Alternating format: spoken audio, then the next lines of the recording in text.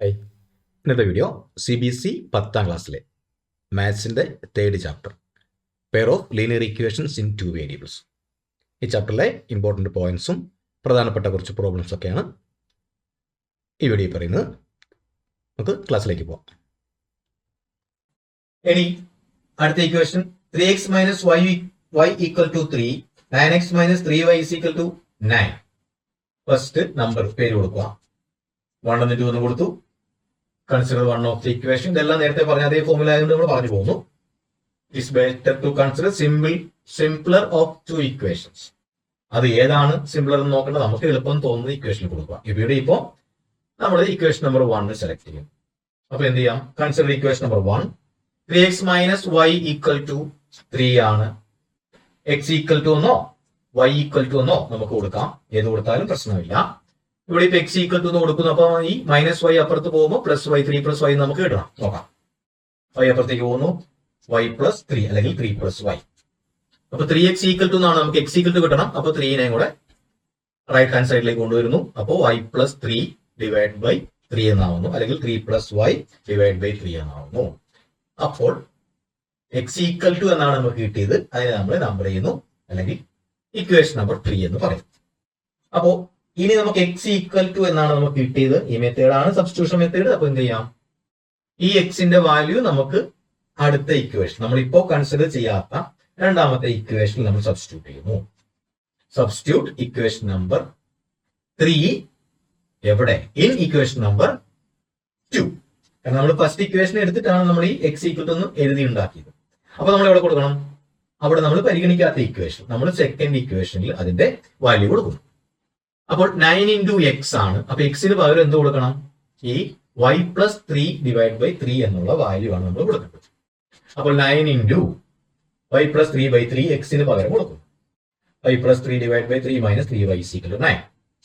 ഇനി ആ y plus 3 3 നമുക്ക് കട്ട് ചെയ്യാൻ പറ്റില്ല, കാരണം അവിടെ y പ്ലസ് കിടപ്പുണ്ട്. പ്ലസ് ഉള്ളതുകൊണ്ട് അതിന് ചെയ്യാൻ പറ്റില്ല.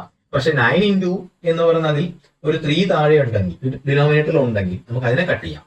അപ്പൊ നമുക്ക് 3 into y പ്ലസ് 3 എന്ന് കിട്ടും. അപ്പൊ 3 into y പ്ലസ് 3 എന്ന് പറഞ്ഞാൽ എന്തായിരിക്കും? 3y പ്ലസ് 3 into 3 9 ആയിരിക്കും. അപ്പോ 3y പ്ലസ് 9. ഇനി വീണ്ടും ഇവിടെ മൈനസ് 3y ഉണ്ട്. മൈനസ് 3y ഈക്വൽ ടു 9 എഴുതി. അപ്പൊ 3y plus 9 minus 3y equal to 9 എന്ന് കിട്ടി. അപ്പൊ ഈ 3yയും കട്ടായി പോകുന്നു. അപ്പൊ ഇവിടെ ഒരു പ്രശ്നമുണ്ട് എന്നിപ്പോ മനസ്സിലായി കാണും. കാരണം ഇനി നമ്മുടെ ക്വസ്റ്റ്യനിലേക്ക് നോക്കാം. 3x minus y equal to 3, 9x minus 3y equal to 9 എന്ന് പറയുമ്പോൾ അതൊരു ഇക്വേഷൻ തന്നെയല്ലേ? നമ്മൾ മുമ്പ് പഠിച്ച, മുമ്പത്തെ വീഡിയോകളിൽ നമ്മൾ പറഞ്ഞ, മുമ്പത്തെ ക്വസ്റ്റിനകത്ത് പറഞ്ഞ ഈ സെയിം ഇക്വേഷൻ വരുമ്പോൾ ഇൻഫിനിറ്റ്ലി മെനി സൊല്യൂഷൻ വരുന്ന ആ ക്വസ്റ്റിനുമായിട്ട് ഇവിടെ എന്തെങ്കിലും ബന്ധമുണ്ടോ എന്നൊന്ന് ആലോചിച്ച് നോക്കുക. ആൻസർ നമ്മൾ എഴുതുന്നതിന് മുമ്പ് ഒന്ന് ആലോചിച്ച് നോക്കുക. ഈ 3x minus y equal to 3യും 9x minus 3y equal to 9ഉം ഒരു ഇക്വേഷൻ തന്നെയല്ലേ? അതുകൊണ്ടായിരിക്കില്ലേ നമുക്ക് ഇവിടെ കിട്ടുന്ന ആൻസർ. ഞാനിപ്പോ എഴുതാം 9 ഈക്വൽ 9 എന്ന് കിട്ടി. നമുക്ക് ഇനി സോൾവ് ചെയ്യാൻ പറ്റില്ലല്ലോ.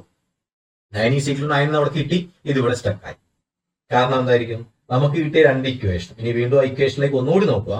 3x minus y equal to 3യും 9x minus 3y equal to 3യും ഒരു ഇക്വേഷൻ അല്ലേ?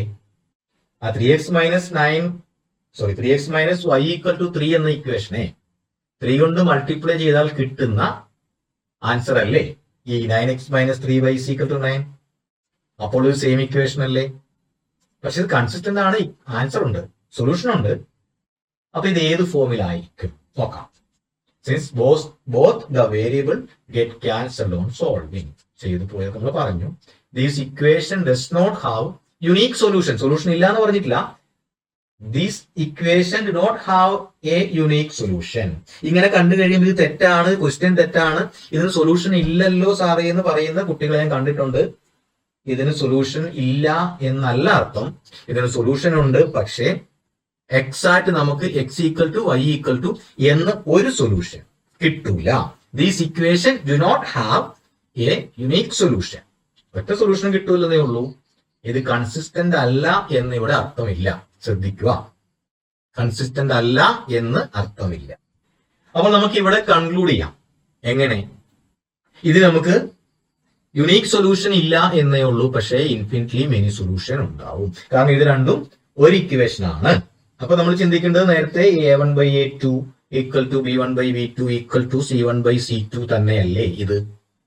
ഈ 3/9 ഈക്വൽ ടു അല്ലെ വൈയുടെ വാല്യൂ ആണെന്ന് എടുക്കാം. 1/3 മൈനസ് ആണ് രണ്ടും, കുഴപ്പമില്ല, ഈക്വൽ ടു 3/9 അല്ലേ. അപ്പോൾ ഇവിടെ A1/A2 equal to B1/B2 equal to C1/C2 എന്നല്ലേ നമുക്ക് കിട്ടുന്നത്. ഇത് ചെയ്തു പോകുന്നതിന് മുമ്പേ നമുക്ക് ചിന്തിക്കാം എന്താ, ഈ ക്വസ്റ്റ്യൻ ശ്രദ്ധിച്ച് നോക്കിയാൽ നമുക്ക് ഈ കാര്യം മനസ്സിലാവും. അപ്പോൾ ഇവിടെ നമുക്ക് സോൾവ് ചെയ്യേണ്ട കാര്യമില്ല, കാരണം ഇവിടെ എക്സിന് ഏത് വാല്യൂ കൊടുത്താലും കറസ്പോണ്ടിങ് ആയിട്ട് വൈക്ക് ഒരു വാല്യൂ കിട്ടും. യുണീക് സൊല്യൂഷൻ ഇല്ല. എക്സാക്ട് എക്സ് ഈക്വൽ ടു ഇത്ര, വൈ ഈക്വൽ ടു ഇത്ര എന്നൊരു ഉത്തരം ഇവിടെ കിട്ടില്ല. എന്നാൽ ഇത് പാരലൈൻസ് അല്ല, ഇതിന് സൊല്യൂഷൻ ഇല്ല എന്നർത്ഥമില്ല. This equation do not have a unique solution. നമുക്ക് ക്വസ്റ്റ്യനിൽ എക്സാമിന് വന്നാൽ അത് ഇവിടെ വെച്ച് നമുക്ക് നിർത്താൻ കുഴപ്പമില്ല. പക്ഷെ ഇതാണ് ഇതിനകത്തെ കാര്യം. ഇത് ഓർത്ത് വെക്കുക. ഇക്വേഷൻ കിട്ടിയാൽ ഇവിടെ ഞാൻ കണ്ടിട്ടുള്ളത് 9 എന്ന് കിട്ടി കഴിയുമ്പോഴത്തേക്കും ചെയ്ത് തെറ്റിപ്പോയി എന്ന് പറഞ്ഞ് പേടിച്ച കുട്ടികളെ കണ്ടിട്ടുണ്ട്. അങ്ങനെ പേടിക്കേണ്ട, തെറ്റിപ്പോയിട്ടൊന്നുമില്ല. എന്താണ് ഇവിടെ സംഭവിച്ചിരിക്കുന്നത്, ഇത് രണ്ടും ഒരു ഇക്വേഷനാണ്. അതാണ്, അല്ലാതെ 9 എന്ന് കിട്ടിയാൽ ആ ചെയ്തത് തെറ്റാണെന്ന് അർത്ഥമില്ല. തെറ്റല്ല, ചെയ്തതൊക്കെ ശരിയാണ്. ഒറ്റ ഇക്വേഷനേ ഉള്ളൂ. 2 വേരിയബിൾ നമുക്ക് 2 ഇക്വേഷൻ വേണം. അപ്പൊ ഇത് രണ്ടും എന്ത് ലൈൻസ് ആയിരിക്കും, കോയിൻസൈഡ് ചെയ്യുന്ന ലൈൻസ് ആയിരിക്കും. ഇൻഫിനിറ്റ്ലി മെനു സൊല്യൂഷൻ കിട്ടും. അപ്പൊ നമ്മൾ എക്സാമിനാണ് വന്നതെങ്കിൽ this equation do not have a unique solution എഴുതി വെച്ചാൽ നമുക്ക് മാർക്ക് കിട്ടിക്കോളും, നമ്മുടെ പണി കഴിയും. നെക്സ്റ്റ്